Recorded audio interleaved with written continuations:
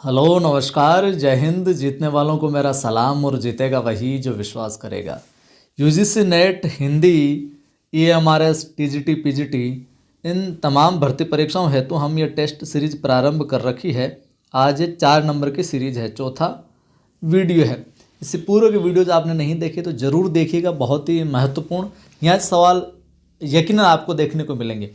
इसके अतिरिक्त हिंदी साहित्य इतिहास जो 100 वीडियोस डाले हुए हैं, प्लेलिस्ट बनी हुई हिंदी साहित्य इतिहास प्रश्नोत्तरी करके मैंने कम्युनिटी में भी डाला है कल परसों, और मैं टेलीग्राम पर भी डाल दूंगा। तो वो 100 वीडियो जो व्याख्या सहित प्रश्न करवाए हुए हैं उनको भी आप एक बार अवश्य देख लीजिएगा। 7 तारीख तक जितने भी नेट की एग्ज़ाम होने वाली है 7 तारीख तक उनके एडमिट कार्ड डाल दिए हैं। जो उसके बाद के हैं उनके भी नहीं डाले, 1-2 रोज़ में उनके भी डाल देंगे। प्रारंभ करते हैं। सवाल आपसे पूछा जा सकता है क्या कि सरहपा का संबंध निम्न में से किससे है? सरहपा का संबंध निम्न में से किससे है? सिद्ध साहित्य से, रासो काव्य से, नाथ साहित्य से या फिर जैन काव्य से? तो बताइए सरहपा का संबंध निम्न में से किससे है? तो आप तमाम साथियों को पता होगा किससे रिलेट करते हैं सरहपा? सिद्ध साहित्य से। ए विकल्प यहाँ पर ठीक हो जाएगा। सवाल आपसे पूछा जा सकता है कि निम्नलिखित में से कौन अष्टछाप के कवि नहीं है? और यहाँ पर आपको अगर कोई टेक्स्ट दिखाई दे रहे हैं, जो मैं बोल रहा हूँ वही सबटाइटल दिखाई दे रहे हैं, तो ये नया फीचर लॉन्च किया, तो आप अपनी सेटिंग में जाके वीडियो के ऊपर यहाँ पर आपको सीसी लिखा हुआ दिखाई देगा, उस पर क्लिक करके उनको कैप्शन को, सबटाइटल को ऑफ है जो कर सकते हो। तो आप थोड़ा सा यहाँ वाला ब्लर नहीं दिखेगी, यहाँ जो मैं बोल रहा हूँ वही चीज़ें हैं जो दिख रही है। ये कोई भी वीडियोस देख रहे हो आप नॉर्मली यूट्यूब के ऊपर, सब में ये दिखाई दे रहा है, तो आप ऑफ कर सकते हो यहाँ से, ठीक है। तो निम्नलिखित में से कौन अष्टछाप के कवि नहीं है? सूरदास, कुंभनदास, नंददास या फिर सुंदरदास? कौन नहीं है? ये सवाल बहुत बार पूछा गया है, तो इस सवाल का उत्तर आप है जो बताइएगा। आप कमेंट करके बताना कि कौन अष्टछाप के कवि नहीं है, सूरदास में, कुमनदास में, नंददास में और सुंदरदास में। ठीक बात। तीसरा सवाल देखिए, बिहारी किस धारा के कवि हैं? बिहारी जो है किस धारा के? रीति सिद्ध, रीति मुक्त, स्वच्छंद या फिर रीतिबद्ध? क्या हो जाएगा? बिहारी किस धारा के कवि हैं? तो यहाँ पर उत्तर हो जाएगा अपना क्या? ए रीति सिद्ध धारा के हैं जो कवि हैं। अगला सवाल देखिए कि प्रेमचंद किस प्रवृत्ति के उपन्यासकार हैं? प्रेमचंद किस प्रकार की इनकी प्रवृत्ति है? उपन्यासकार, उपन्यास जो लिखे वो किस प्रवृत्ति के लिखे? आदर्शवादी, यथार्थवादी, आदर्शोन्मुख, यथार्थवादी या यथार्थोन्मुख आदर्शवादी? बहुत अच्छा सवाल है, बार बार परीक्षा में पूछा जाता है। तो प्रेमचंद किस प्रवृत्ति के उपन्यासकार कहे जाएंगे? ये कहे जाएंगे सी विकल्प यहाँ पर, आदर्शोन्मुख यथार्थवादी। क्या कहे जाएंगे? आदर्शोन्मुख यथार्थवादी प्रकार के ये उपन्यासकार रहे हैं साहब। अच्छी लग रही है क्लासेस तो लाइक शेयर जरूर किया करें आप। अमृतलाल नागर के जीवनी परक उपन्यास कौन सा? खंजन नयन। अमृतलाल नागर के जीवनी परक उपन्यास खंजन नयन में किसके जीवन का चित्रण है जो किया गया है? सूरदास के, तुलसीदास के, रैदास के या फिर मीराबाई के? बताइए। अमृतलाल नागर का जो जीवनी परक उपन्यास है खंजन नयन, इसमें किसके जीवन का चित्रण है जो किया गया है? तो उत्तर हो जाएगा क्या? सूरदास। ए विकल्प यहाँ पर ठीक हो जाएगा। क्या हो जाएगा? सूरदास महोदय हो जाएंगे भैया। अगला सवाल देखिए। सवाल आपसे पूछा जा सकता है कि अंग्रेजी स्वच्छंदतावादी काव्य का प्रभाव हिंदी की किस काव्य धारा पर दिखाई देता है? अंग्रेजी स्वच्छंदतावादी काव्य का प्रभाव हिंदी की किस काव्य धारा पर दिखाई देता है? प्रगतिवाद पर, प्रयोगवाद पर, छायावाद पर या फिर नई कविता पर? बताइए किस पर दिखाई देता है? तो क्या उत्तर हो जाएगा? उत्तर हो जाएगा छायावाद। सी विकल्प यहाँ पर है जो सही हो जाएगा। अंग्रेजी स्वच्छंदतावादी काव्य का प्रभाव हिंदी की छायावाद काव्य धारा के ऊपर है जो दिखाई देता है। ये कई बार आई है पंक्ति की, दुख ही जीवन की कथा रही, क्या कहूँ आज जो नहीं कही, उपयुक्त पंक्तियाँ किस कविता से ली गई है? सरोज स्मृति से, राम की शक्ति पूजा से, तुलसीदास से या फिर कुकुरमुत्ता से? बताइए क्या उत्तर हो जाएगा यहाँ पर? उत्तर हो जाएगा सरोज स्मृति। कहाँ से ली गई है? सरोज स्मृति। ठीक है। सवाल आपसे पूछा जा सकता है क्या कि रस आखेटक के रचनाकार हैं? रस आखेटक के रचनाकार हजारी प्रसाद, विद्यानिवास मिश्र, कुबेरनाथ राय या फिर शरद जोशी? रस आखेटक के रचनाकार तो कौन हो जाएंगे? कुबेरनाथ राय। अगला सवाल देखिए, परीक्षा में सवाल आ सकता है कि एक बूंद सहसा उछली किस विधा की रचना है? एक बूंद सहसा उछली यात्रा वृत्तांत है, ये संस्मरण है, रेखा चित्र है या फिर निबंध है? बताइए क्या हो जाएगा? तो ये क्या है? यात्रा वृत्तांत है। यात्रा वृत्तांत। एक बूंद सहसा उछली यात्रा वृत्तांत है। आलोचक के मुख से किस आलोचक के व्याख्यानों का संकलन है? आलोचक के मुख से, इस शीर्षक जो ये शीर्षक है आलोचक के मुख से, इसके अंदर ये जो है वो किस आलोचक के व्याख्यानों का संकलन है? नंद दुलारे वाजपेयी का, राम स्वरूप चतुर्वेदी का, नामवर सिंह का या फिर प्रभाकर श्रोत्रिय का? बताइए। तो यह है नामवर सिंह जी का। किसका है? आलोचक के मुख से किसका है? नामवर सिंह जी का है। और नवसृजन क्लासेज नाम से अपने एप्लीकेशन भी, ये भी ध्यान में रखिएगा, प्ले स्टोर से आप इंस्टॉल कर सकते हो। डिस्क्रिप्शन में भी लिंक है, नवसृजन क्लासेज। यहाँ पर मैं फ्री टेस्ट भी डालता रहता हूँ। बाकी हिंदी का फर्स्ट ग्रेड का बैच चल रहा है, नेट की टेस्ट सीरीज भी डाली हुई है। आप 11 तारीख को एग्जाम है हिंदी का संभवतः है, तो उससे पहले 4-5 दिन है अभी, तो प्रैक्टिस कर सकते हैं उन सवालों से। चलिए अगला सवाल है, समय देवता किस कवि की कविता है? समय देवता किस कवि की कविता है? केदारनाथ अग्रवाल की है, नागार्जुन की है, माखनलाल चतुर्वेदी की है या फिर नरेश मेहता की है? बताइए। समय देवता उत्तर हो जाएगा नरेश मेहता। किसकी है? नरेश मेहता की है।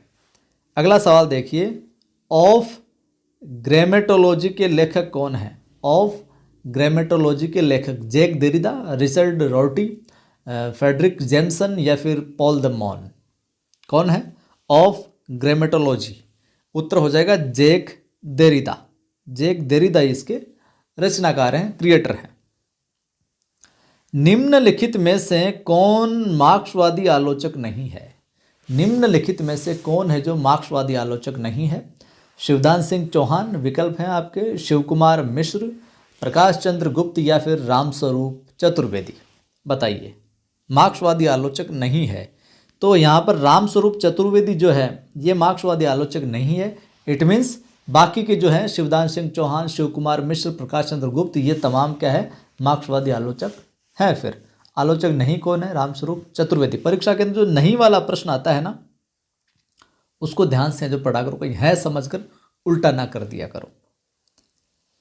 अगला सवाल, मेरे राम का मुकुट भीग रहा है। मेरे राम का मुकुट भीग रहा है, ये किसकी रचना है? विद्यानिवास मिश्र की, विष्णुकांत शास्त्री की, कुबेरनाथ राय की या फिर गुलाब राय की? तो मेरे राम का मुकुट भीग रहा है, ये विद्यानिवास मिश्र की रचना है। किसकी है? विद्यानिवास मिश्र की। सवाल आपसे पूछा जा सकता है कि निम्नलिखित में से कौन सी आलोचना कृति विजयदेव नारायण शाही की है? इनमें से चारों विकल्पों में से कौन सी आलोचना कृति है जो विजयदेव नारायण शाही की है? जायसी, सूरदास, साहित्यालोचन या फिर रस मीमांसा? उत्तर क्या हो जाएगा? जायसी। कौन सी है? जायसी है। बाकी सूरदास किसकी है, साहित्यालोचन और रस मीमांसा किसकी है? कमेंट करके आप बताइएगा अवश्य। अगला सवाल देखिए, बहुत अच्छा सवाल है कि खड़ी बोली के विकास में फोर्ट विलियम कॉलेज का विशिष्ट योगदान है, क्योंकि अंग्रेजों ने खड़ी बोली के विकास को प्रमुखता दी इसलिए, या खड़ी बोली के प्रशिक्षण से विविध साहित्यिक विधाओं में सृजन हुआ इसलिए, या फिर खड़ी बोली में साहित्यिक लेखन युग की आवश्यकता थी इसलिए? बताओ। उत्तर हो जाएगा यहाँ पर 2 नंबर। ये 1 और 3 सही 2 गलत, 1 और 3 सही और 2 है जो यहाँ पर है जो गलत हो जाएगा। यानी कि अंग्रेजों ने खड़ी बोली के विकास को प्रमुखता दी और जो तीसरा है खड़ी बोली में साहित्यिक लेखन युग की आवश्यकता थी, ये तो क्या है यहाँ पर सही हो जाएंगे, 2 गलत हो जाएंगे। यानी खड़ी बोली के प्रशिक्षण में विविध साहित्यिक विधाओं में सृजन हुआ, ये यहाँ पर विकल्प है जो होने वाले हैं। अगला सवाल देखिए 23 नंबर, जन्म तिथि की दृष्टि से द्विवेदी युगीन कवियों का सही क्रम कौन सा है?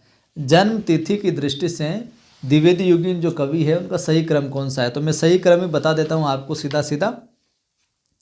यहाँ पर सही क्रम हो जाएगा ए। सही क्रम क्या हो जाएगा? ए हो जाएगा। यहाँ पर श्रीधर पाठक, अयोध्या सिंह उपाध्याय, हरिओद, मैथिलीशरण गुप्त और रामनरेश त्रिपाठी। और किस प्रकार से हो जाएगा? हम बात करें जो श्रीधर पाठक है, जन्म तिथि बात कर रहे हैं तो 1859। श्रीधर पाठक की कितनी? 1859। अयोध्या सिंह उपाध्याय की 1865 आ गई बाद में। मैथिली शरण गुप्त 1886, जन्म तिथि के अकॉर्डिंग 1886। रामनरेश त्रिपाठी 1889। ठीक है, तो 59, 65, 86 और 89। ठीक बात। अगला सवाल है, आधुनिक हिंदी की निम्नलिखित कृतियों का प्रकाशन काल की दृष्टि से सही अनुक्रम क्या है? प्रकाशन काल, कब ये रचनाएं पब्लिश हुई, उस काल के अकॉर्डिंग कौन सा विकल्प ठीक है? तो यहां पर मैं बता दूं, सी विकल्प यहां पर सही है। उर्वशी, कनुप्रिया, यशोधरा और आत्मजयी। उर्वशी, कनुप्रिया, यशोधरा और आत्मजयी। अब देखिए उर्वशी का प्रकाशन होता है 1909 में। कब होता है उर्वशी का? 1909 में हो जाता है। यहाँ पर लिख दूं क्या मैं? उर्वशी का लिख लो आप 1909। उर्वशी 1909 हो जाएगा। और कनुप्रिया जो है 1959 हो जाएगा। यशोधरा जो है 1962 हो जाएगा। और आत्मजयी जो है इसका हो जाएगा आपके 1965। अब देखिए उर्वशी किसकी है? जयशंकर प्रसाद की है। और कनुप्रिया धर्मवीर भारती की, यशोधरा मैथिली शरण गुप्त की और आत्मजयी कुंवर नारायण की। चलिए 25 नंबर सवाल है कि निम्नलिखित पाश्चात्य समीक्षक हैं, ये पाश्चात्य समीक्षक हैं, इनका जन्म की दृष्टि से सही अनुक्रम क्या हो जाएगा? तो सही अनुक्रम हो जाएगा इनमें बी, यानी कि प्लेटो, अरस्तु, लॉन्जाइनस, कोलरिज। प्लेटो, अरस्तु, लॉन्जाइनस, कोलरिज। प्लेटो का 427 ईस्वी पूर्व। प्लेटो कब? 427 ईस्वी पूर्व। और फिर अरस्तु 384 ईस्वी पूर्व। फिर आता है लॉन्जाइनस, ये 3री सदी ईस्वी पूर्व, ये देखने को मिलता है, इससे पहले ही मिलता है ये। और फिर कोलरिज 1772 ईस्वी। इस प्रकार से इनका है जो देखने को मिलता है हमें। 26 नंबर देखिए आप कि प्रकाशन वर्ष की दृष्टि से निम्न पत्रिकाओं का सही क्रम क्या है? प्रकाशन वर्ष की दृष्टि से निम्न पत्रिकाओं का सही क्रम है जो क्या है? यहां पर मैं बता देता हूं आपको फटाफट से। इसमें हो जाएगा आपके ए। क्या हो जाएगा? ए। पहले कवि वचन सुधा, फिर सरस्वती, फिर चांद, फिर हंस। कवि वचन सुधा,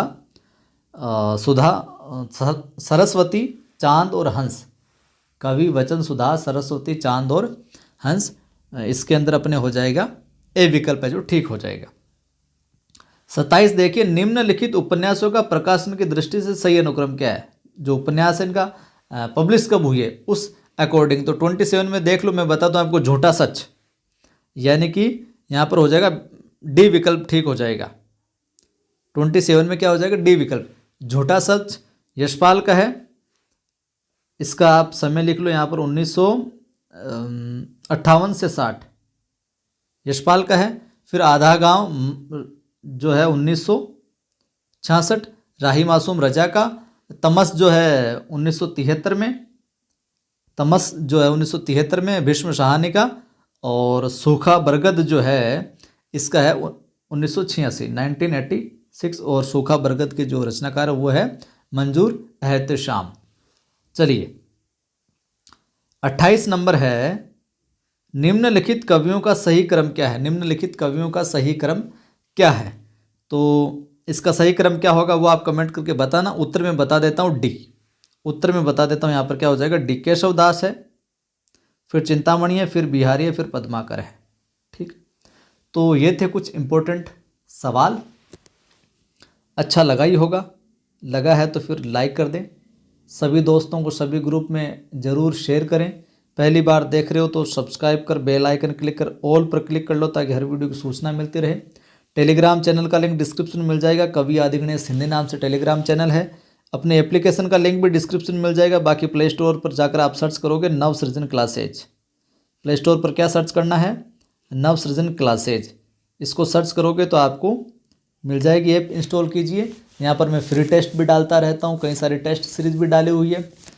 तो जुड़िए हमसे, जोड़ते रहिए, अपने तैयारी को बेहतरीन करते रहिए। यकीन आपकी धैर्य का, आपकी धीरता का, आपकी नियमितता का आपको प्रतिफल है जो अवश्य मिलेगा। फिर मिलता।